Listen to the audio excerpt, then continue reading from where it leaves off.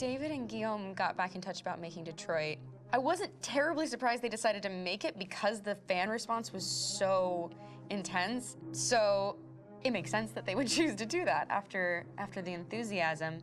It was a challenge, and it was just an interesting thing to get my head around how to approach this character now as a different, much older person, and whether or not she had changed. And I'm very happy to say that with Detroit, I've had the opportunity to see Kara grow so much more than I ever expected. You do the housework, the washing, you cook the meals, and you take care of... God damn it, where the fuck's the rat gone now? Alice!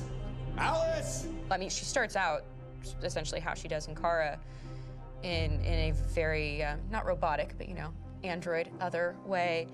And getting to take this journey where she becomes more and more human as it goes on. You know, and as an actor, that's a wonderful exploration in every way, whether it's how she sits, her posture, how her voice changes, how emotions change, and how much emotion is based on things like empathy and social experience. And so having, you know, as much material as I got with David to have this huge, nuanced arc was really incredible.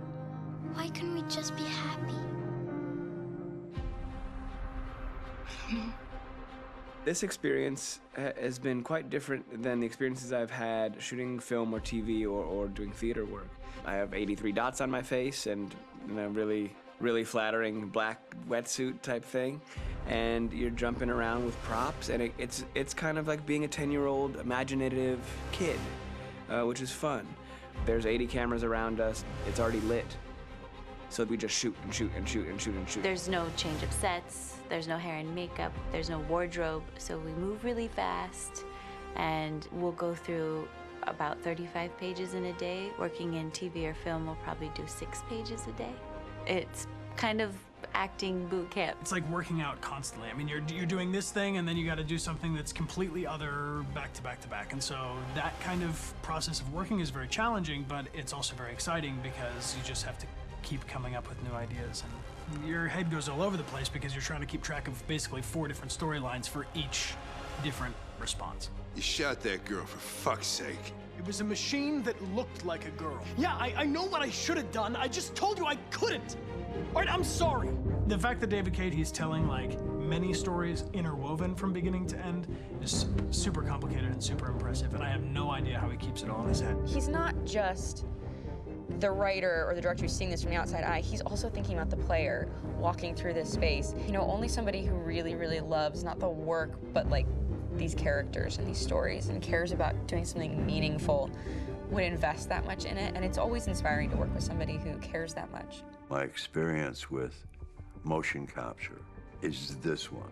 And I found it sort of terrifying in a way, because they said the computer's going to build you.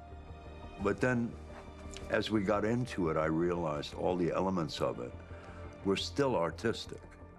I just dipped into a really brilliant setup here. I've never seen anything like it. And this won't turn me into a product because I was playing a character. So it's wonderful. In the game, Detroit comes back because of a revolutionary industrial rebirth. And there's no reason why that can't happen in Detroit, because they have such tremendous infrastructure for millions and millions of people who can very easily support, you know, a new industry. The city is really strong and resilient, but the city has also been through so much. You see the damage. But it takes that time of kind of rebuilding and reinvesting into the city that I think is happening slowly but surely. The potential of Detroit as a city is something that this game does a lot of justice to, because it would be easy to look at Detroit as some place that used to be, and that's not the case. This game provokes a lot of conversation and reflection on our potential near-future engagement with machines. That's what we are to them. There's merchandise on display in a shop window. I think that a group that feels marginalized, feels like they deserve and have earned access to themselves and the environment around them, and are trying to figure out a way to articulate how to get freedom. What was I designed to be? Their slave? Their toy? It plays with your comfort levels. You think that this is fine, you're comfortable with it, until something blurs the line and throws you off, and now Do I feel differently about whether this should be allowed? Should it be banned? Should it be encouraged? You're gonna ruin our lives, and for what? For a bunch of machines? They are not machines! They are alive! I'm alive! You're alive! They're nothing! There are lots of comparable comparisons to any type of persecution of religion, race, etc., dating way back. It can't just be a video game where you shoot 'em up or where people make these choices to do whatever. I think that's the whole point. You have the choice, and you can either choose to go in one direction with your character or another. And I think that's going to be very telling about the gamer. Very telling. I think there's going to be a really strong reaction to this game, which has such a strong perspective. I'm that much more proud of it now to get to be a part of it because it's important. In this game, you're actively building and designing the character through not just what kind of shield does he have or what color hair does she have, but like their temperament and the way they deal with problems. The different endings to this game are so radically different based off maybe seemingly insignificant choices in the moment, but like life, they all add up. And can't play life again, though.